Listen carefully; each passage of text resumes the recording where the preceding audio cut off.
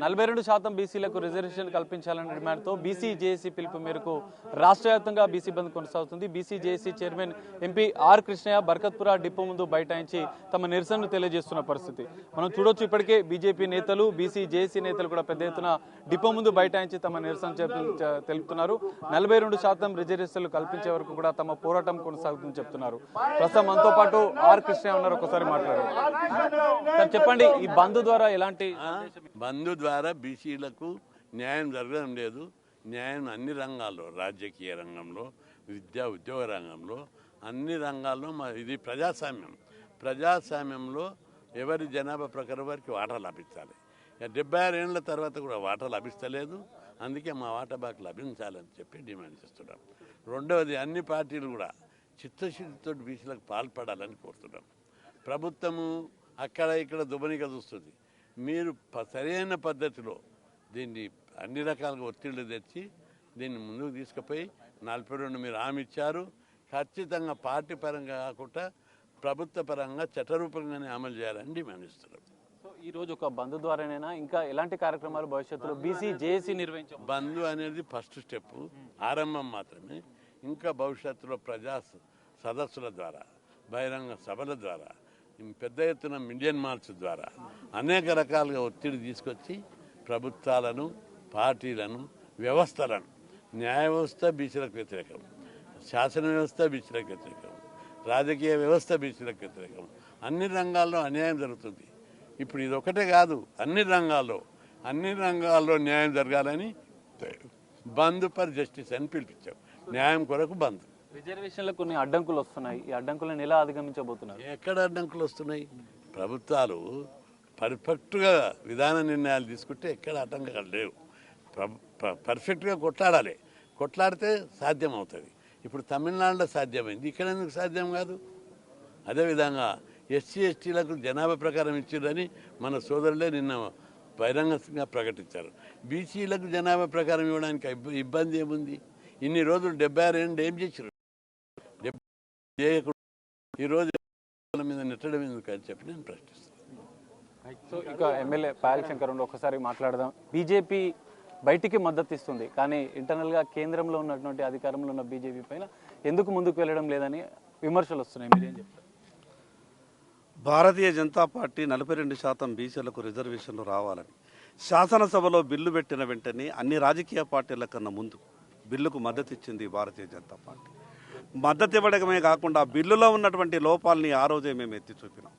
ఆశల పల్లకిలో బీసీలను ఊరేగించి రాజకీయ పబ్బం గడుపుకోవడానికి ప్రయత్నం చేయకండి అని చెప్పినాం. మేము చెప్పినటువంటి మాటలని పెడచె వినబెట్టిండ్రు, ఇచ్చినటువంటి సలహా సూచనలు పట్టించుకోలేదు. ఆ రోజు శాసనసభలో చర్చ సందర్భంగా హైకోర్టులో ఏం జరుగుతుంది, సుప్రీంకోర్టులో ఏం జరుగుతుంది, ఒక రాజకీయ పార్టీ ఏ కుట్రలు చేస్తుంది అనే విషయాన్ని చెప్పినాం. మేము చెప్పినట్టుగానే ఈరోజు ఒక రాజకీయ పార్టీ ఆ రకమైన కుట్రలు చేస్తూ ఉన్నది. ఈ బంద్ నిర్వహించింది బీసీ జేఏసీ ఏ ఒక రాజకీయ పార్టీకో వ్యతిరేకంగా కాదు. బీసీలకు ఉన్నటువంటి ఆకాంక్షను, బీసీలకు జరుగుతున్నటువంటి అన్యాయాన్ని ఈ సమాజం అంతా కూడా గుర్తించాలా, న్యాయ వ్యవస్థ గుర్తించాలా, ప్రతి ఒక్కరు కూడా బీసీలకు ఉన్నటువంటి అన్యాయాన్ని గుర్తించాలన్నటువంటి ఆలోచనతోనే రాజకీయాలకు అతీతంగా ఈరోజు రాష్ట్ర బంద్కు పిలుపునిచ్చారు.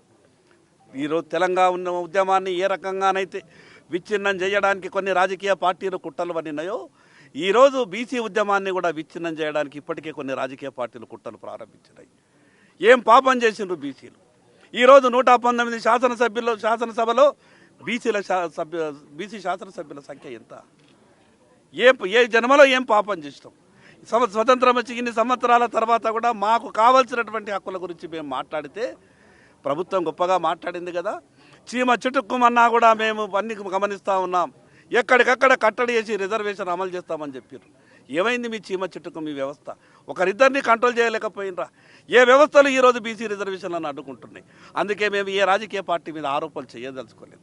ఈ బీసీ ఉద్యమం మరొక తెలంగాణ ఉద్యమంగా రూపాంతరం చెందాలి. గట్టి పరిస్థితులలో మొట్టమొదటిసారిగా స్వతంత్రం వచ్చిన తర్వాత ఈరోజు బీసీ ప్రధానమంత్రి ముచ్చటగా 3వసారి దేశంలో అధికారం వచ్చిన అభ్యర్థిని మార్చకుండా ఈరోజు నరేంద్ర మోడీ గారికి భారతీయ జనతా పార్టీ అవకాశం ఇచ్చింది. బీసీలకు అవకాశం రావాలి, బీసీలకు న్యాయపరంగా రావాల్సిన హక్కులు రావాలి. కొన్ని రాజకీయ పార్టీలు ఇప్పటికే కూని రాగాలు ఎత్తుకుంటున్నాయి. ఇది సాధ్యం కాదు, పార్టీల పరంగా ఇస్తామని. మీ మోచేతి నీళ్లు తాగడానికి సిద్ధంగా రాజ్యాంగపరంగా అంబేద్కర్ గారు ఇచ్చినటువంటి ఆ యొక్క ఆలోచనతోని మాకు రిజర్వేషన్లు రావాలి. అందుకే ఈరోజు భారతీయ జనతా పార్టీ బేషరతుగా ఈ బంద్కు సంపూర్ణ మద్దతు ప్రకటించింది. బీజేపీ ఎంపీలు ఉన్నారు, తెలంగాణ నుంచి ప్రాతినిధ్యం వహించే కేంద్ర మంత్రులు ఉన్నారు. సో దీనిపైన ఎట్లా ఉంది? ఇప్పుడు కాంగ్రెస్ పార్టీ ఎంతమంది ఉన్నారు పార్లమెంట్? 240 మంది ఉన్నారు వాళ్ళ కూటమిలో. ఒక బీహార్ ఓట్ల కోసము నెలలు పార్లమెంటును స్తంభింపజేశారు. మరి 1-2 రోజులు బీసీల గురించి ఎందుకు చేయలేదని నేను అడుగుతున్నా. దేశమే సపోర్ట్ చేస్తుంటే ఇక్కడ చూడు, ఇక్కడ అమ్మైనా అడగంది అన్నం పెట్టదు. మా మోడీ ప్రధానమంత్రి గొప్ప ప్రధానమంత్రి, యోగి దేశం యొక్క అదృష్టం. ఆ పార్టీ ఉన్నాను కాదు, అందరు ప్రపంచంలో ఉన్న దేశాలందరూ ఎయిర్పోర్ట్ వచ్చి ఆ దేశ అధ్యక్షులు, మామూలు ప్రజలు కాదు, దేశ అధ్యక్షులు ఆయనకు పాదాభినందన చేస్తున్నారు. నేపాల్ ప్రజలు నేపాల్ను ఇండియాలో కలుపుకో మోడీ ప్రధాని ఉన్నాడని శ్రీలంకలో ప్రదర్శనలు చేస్తారు. ఇంత గొప్ప ప్రధాని బీసీలకు ఉన్నాడు. ఉపరాష్ట్రపతి బీసీలకు ఇచ్చినాము, రాష్ట్రపతి గిరిజనులకు ఇచ్చినాము. బీజేపీ పార్టీ ఉన్న పదవులన్నీ ఎస్సీ ఎస్టీ బీసీలకే ఇచ్చింది. అటువంటిప్పుడు ఇప్పుడు ఇంకోటి కూడా గుర్తుపెట్టుకో, బీజేపీ జనాభా లెక్కలు ఇది ఎన్నోసార్లు జరిగినాయి. 76 ఏళ్ళల్లో కులగణన ఏ పార్టీ అని ఒప్పుకుందా? మేము 30 సార్లు ప్రధానమంత్రిని కలిసాం, 50 సార్లు ధర్నాలు చేసినాం, సుప్రీంకోర్టులో కేసు వేసిన 10 ఏళ్ళ నుంచి. ఆ పార్టీలు ఒప్పుకోలేదు కులగణన. బీజేపీ పార్టీ చరిత్రలో మొదటిసారి కులగణనకు ఒప్పుకుంది. అంటే ఇది ఒక చరిత్ర. ఏది చేసినా బీజేపీ పార్టీ నిర్మాణాత్మకంగా చరిత్ర నిలిచిపోయేటట్టు. బీజేపీ పార్టీ కులగణన చేస్తుందంటే అర్థం ఏమిటిది? మెంటల్గా ప్రిపేర్ అయింది. అన్ని రంగాలలో కులగణన వివరాలు వస్తే బీసీల జనాభా ప్రకారం బీసీలకు వాటా ఇవ్వడానికి ప్రిపేర్ అయింది. అయ్యే కులగణనకు సిద్ధమైన. గతంలో ఎందుకు సిద్ధం కాలేదు? వాటా అడుగుతారని పక్కకు పెట్టేసారు. ఇప్పుడు సిద్ధమై ఇచ్చినాం. ముందు ముందు చూస్తారు. ఇప్పటికే అంటే మేము అఖిల పక్షాలు ఢిల్లీలో పోయి ధర్నాలు చేస్తే సాధ్యమైనది కాదు.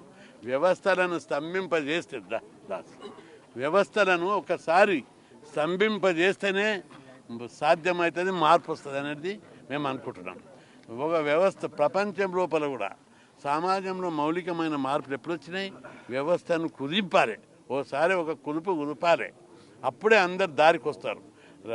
న్యాయ వ్యవస్థ, రాజకీయ వ్యవస్థ, శాసన వ్యవస్థ, అన్ని వ్యవస్థలు బీసీలకు వ్యతిరేకంగా నిర్మాణం చేయబడ్డాయి, రూపొందించబడ్డాయి. దీనిలో మార్పు రావాలంటే ఒక కుదింపు జరగాలి. బంధుతో పహా వేలాది మంది ప్రజలతో భారీ ఉద్యమాలు చేస్తే ఎవరైనా అమ్మైనా అడగంది అన్నం పెట్టరు. మేము పెద్ద ఎత్తున ఉద్యమాలు చేసినప్పుడే అన్ని వ్యవస్థలు దిగొస్తాయి, మార్పులు వస్తాయి. ఇది ఖచ్చితంగా 40% బీసీ రిజర్వేషన్ సాధన కోసం బంధుతో పాటుగా మరికొన్ని భవిష్యత్తులో కూడా ఉద్యమాలు నిర్వహిస్తామని చెప్పి కూడా ఆర్ కృష్ణయ్య చెప్తున్న పరిస్థితి కనిపిస్తుంది.